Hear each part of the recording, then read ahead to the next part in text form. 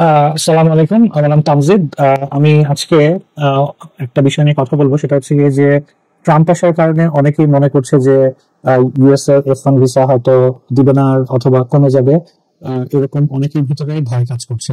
So এই কারণে আমি ট্রাম্প তো গতবারও একটা টার্ম ছিল 2017 থেকে 2020 পর্যন্ত, রাইট? সো 17, 18, 19, 20, 4 বছর। সো এই সময়টা ভিসার স্ট্যাটিস্টিক্স যদি আমরা দেখি, তাহলে আমরা বুঝতে পারবো যে ট্রাম্প আসার পরে কি হয়েছে।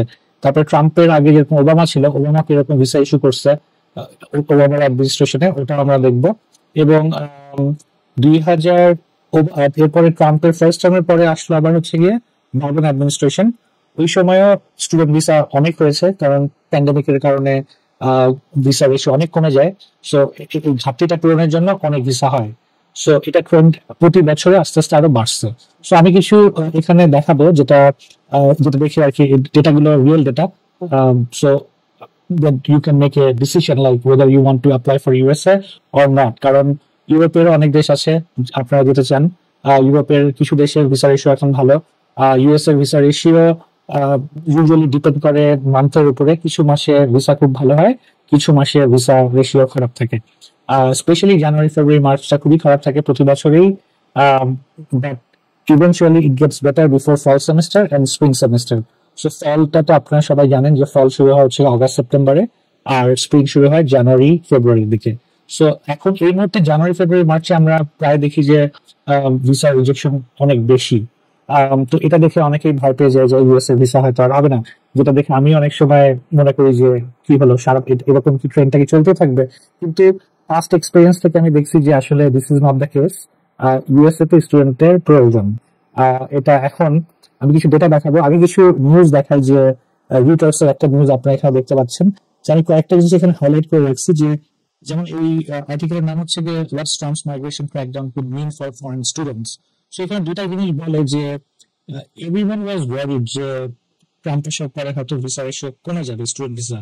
বাট এটা মুখে ওরা অনেক কিছুই বলছে, কিন্তু ডেটা দেখে বোঝা যায় যে এখানে যেটা বলে সেটা হচ্ছে however data from his first administration paints a less grim picture for foreign students than Trump's harsh rhetoric might suggest.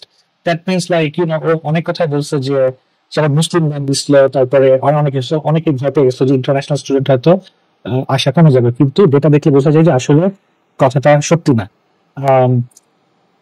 But F1 visa 2020 থেকে এটা অনেক বেড়ে গেছে, রাইট? সো আমরা বাংলাদেশি অনেক স্টুডেন্টও আমরা দেখছি যে বাংলাদেশ থেকে অনেক স্টুডেন্ট ইউএস ভিসা নিয়ে স্টুডেন্ট ভিসা নিয়ে আমেরিকা আসছে। আবার এখানে আরেকটা আর্টিকেল আছে, আমি এই লিঙ্কগুলো আমি আপনার ভিডিও নিচে দিয়ে দিব। Bangladeshi students in the United States at all-time high, suppressing 17,000 in record breaking year. So Bangladeshi স্টুডেন্টরা এখন মানে এটা একটা ট্রেন্ড যাচ্ছে, মানে বেসিক্যালি অনেক স্টুডেন্ট যাচ্ছে আর কি। তো আমি কিছু ডেটা ইউএস এমবাসি থেকে নিয়ে কিছু এখানে ডাটা ড্র করছি।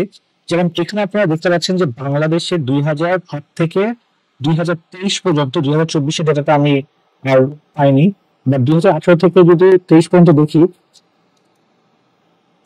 2008-এ 8,600টা ভিসা হয়েছে, রাইট? F1 visa. 16 পর্যন্ত অনেক ভিসা হয়েছে 17,000, অলমোস্ট ডবলেরও বেশি, মোর দেন ডাবল। 17-র দিকে কমে যায়, তখন ট্রাম্প আসে।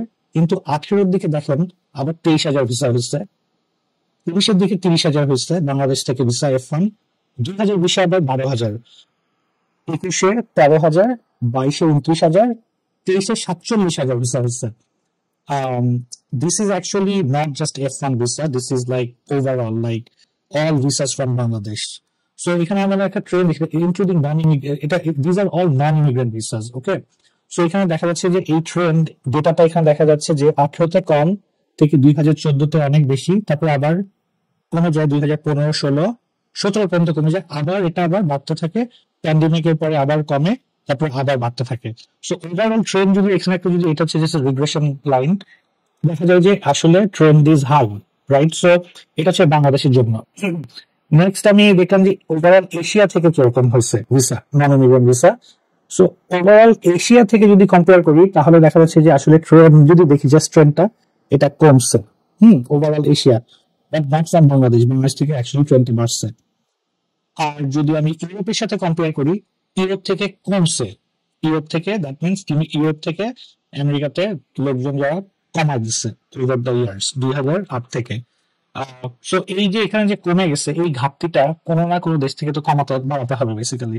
সো এশিয়ান যে দেশগুলো আছে, স্পেশালি বাংলাদেশ, নেপাল, আরো কিছু দেশ আছে, এইসব জায়গা থেকে দেখা যায় যে স্টুডেন্টরা হোক অথবা অনেকে ফর বেটার লাইফ ইউএস এর দিকে যেতে চায়। So by looking at this data we see it looks positive basically. That means আর গিভেন যে এই সময়টুকু এই ট্রেন্ডটা যেখানে দেখতে পাচ্ছেন 2017 থেকে 19, এই সময় আসলে ট্রাম্প ট্রাম্প যখন ফার্স্ট টার্ম ছিল তখন ভিসা বাড়ছে আস্তে আস্তে, কারণ বাইডেনের সময় 2014 থেকে কমছে, বাট আবার 17 থেকে বাড়ছে, প্যান্ডেমিকের সময় কমে গেছে, তারপর আবার বেড়ে গেছে। So overall trend is good. So এখন 2025টা আমরা দেখবো যে ফলে কিরকম ভিসা হয়, তারপরে we will get a picture of like how it will be in the future. But just 2025কে দেখলেই আমরা বুঝতে পারবো না 2026-এ কিরকম হবে, কারণ ওভারঅল ইউএসএ তে স্টুডেন্টের প্রয়োজন। এটা জাস্ট ইউএসএ ইকোনমির জন্য না, ইউনিভার্সিটির জন্য, কারণ ইউনিভার্সিটিতে যদি ইন্টারন্যাশনাল স্টুডেন্ট যদি না আসে তাহলে স্টেট গভর্নমেন্ট অথবা ফেডারেল স্টেট থেকে ফান্ডিং এর প্রয়োজন পড়ে।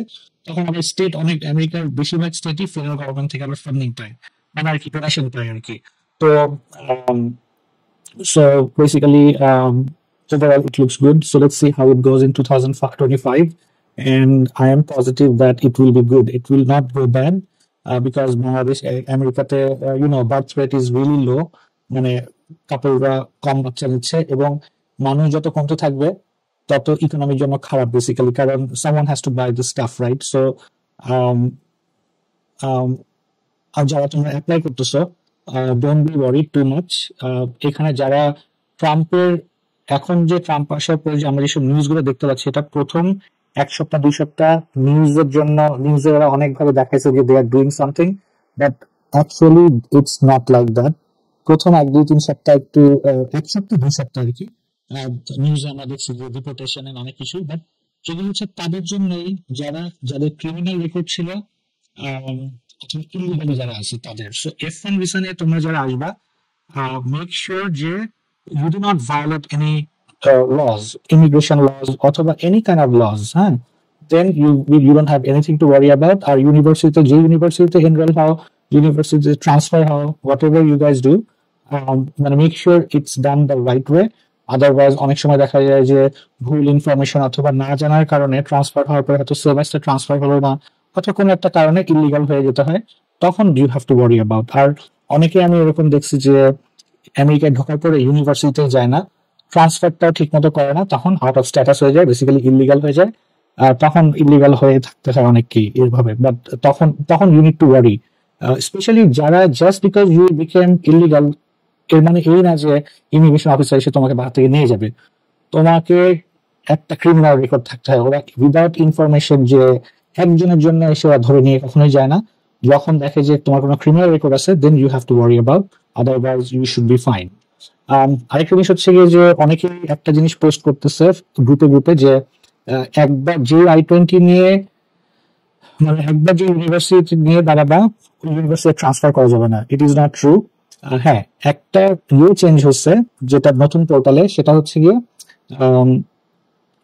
যখন পোর্টালে যখন ইন্টারভিউ ডেটটা নেওয়া হয়, তখন একটা DS-160 ভিসা ফর্মের একটা নাম্বার দেওয়া লাগে, ওই নাম্বারটা চেঞ্জ করা যাবে না। যদি চেঞ্জ করতেই হয় তাহলে অ্যাপয়েন্টমেন্টটা ক্যান্সেল করে নতুন করে আবার করতে হবে।